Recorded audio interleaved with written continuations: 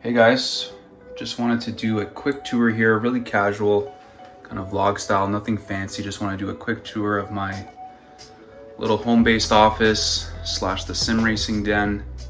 It's a really small office, but I've tried to make the best use of the space and squeeze everything in here. So we'll get to the sim rig after, but I'm just gonna kind of walk you through a couple things I have in the office. So I love collecting these 118 models. I used to have a ton more, but I sold a bunch to help fund the sim rig. But I kept some of my favorites, different Porsche racing models, some of my favorite production models here. Most of these guys are made by Auto Art or Spark. They make pretty high quality models. And then I've got my desk over here. I do a lot of work from home as well. I'm in and out. So I keep it really clean, just kind of clutter free. Try to keep it simple. And then above here, I've got some prints that I actually made of some of my favorite tracks. Kind of copying an idea I've seen online, so just kind of put those together on Photoshop. The monitor here is a LG, I believe it's a 34-inch 4K. And I use a Mac Mini with my home office setup.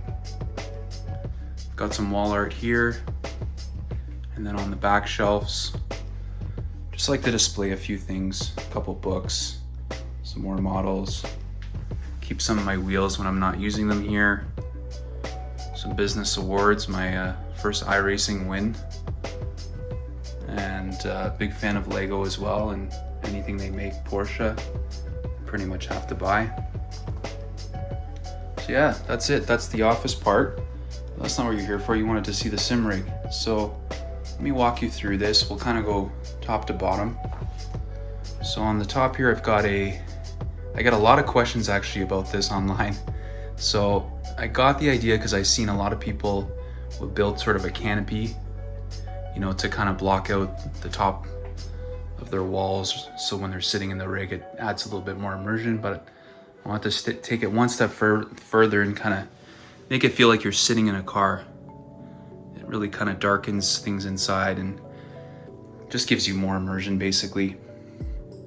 So all it is cheap MDF board, some car vinyl wrap, and I took these old soundbar TV mounts that I had lying around just to kind of give it some support. So it's essentially attached to this track racer monitor stand here. You can lift it up and down. So yeah, it came out pretty well. I've got some future plans for it. I'd love to have some gas springs on the back so it opens up really smoothly, even automatically. That'd be pretty cool, but I'm sure that will take a lot of work. And then on the top of the roof here, I've got the Philip Hue light bars or play bars.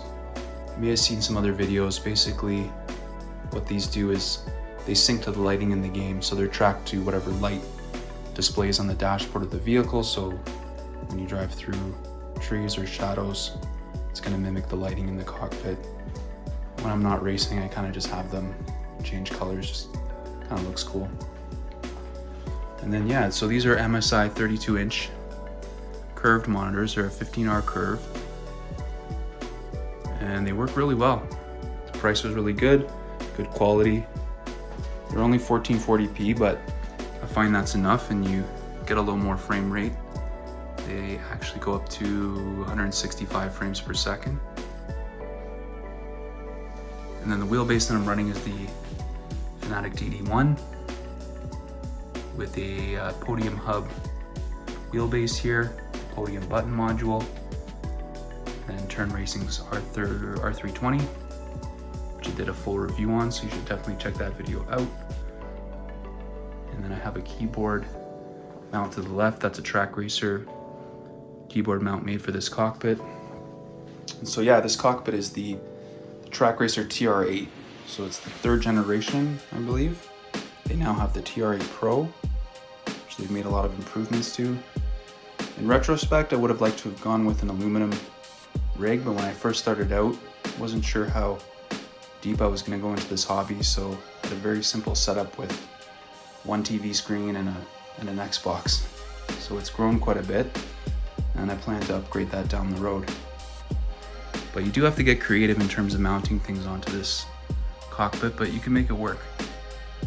And then I'm using the Poison Belt Sprint pedals. And I've just got some LED lighting that syncs with the PC, motherboard lighting as well. And I've got a pretty old Logitech surround system. So you've got 2 rear speakers, 2 front in the center, and they're just mounted with Track Racer speaker mounts for this cockpit. And then I'm using the new Butt Kicker Gamer Plus for all my haptics. Got a little fan here too, just to kind of keep cool. And yeah, to the right of the cockpit,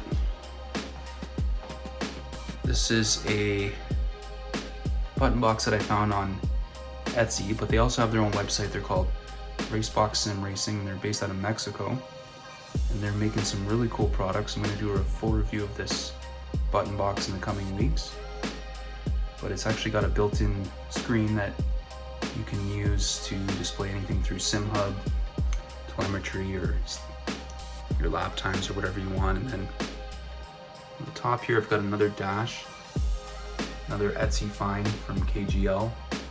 Really affordable dash, pretty simple. It's a little bit different than the normal 3D printing you see, so it's actually a glossy finish, but a lot less than some of those expensive ones out there that are 500, 600 bucks.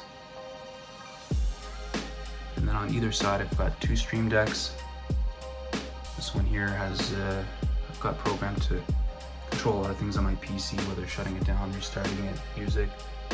And then the one on the right, I tend to select the car I'm using, and then that maps out specific button controls that you would see in that car in real life. And then I'm using the Fanatic shifter and handbrake, and I have the Fanatic emergency shutoff, which, to be honest, I only bought so that I could turn off and on the wheel without having to reach behind. So it's kind of ridiculous what this costs for what it is, but makes life a lot easier.